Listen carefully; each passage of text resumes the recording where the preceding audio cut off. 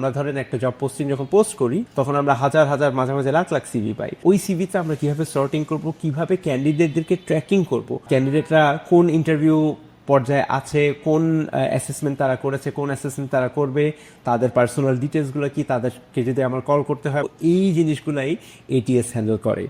এর বাইরে কিছু এটিএস যেটা করে হচ্ছে সফটওয়্যারের মাধ্যমে সিভি স্ক্রিনিংটাও কিছুটা করে ফেলে, যাতে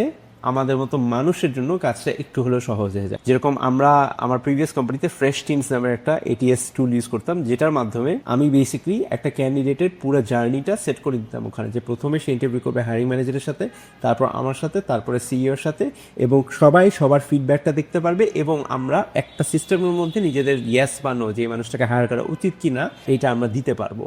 এবং আলটিমেটলি আমাদের ডিসিশন মেকিং প্রসেসটা, যে কাকে আমি হায়ার করব, কে কাটছে বেটার ক্যান্ডিডেট, এটাও করতে আমাদের অনেক ইজি হয় এটিএস এর জন্য।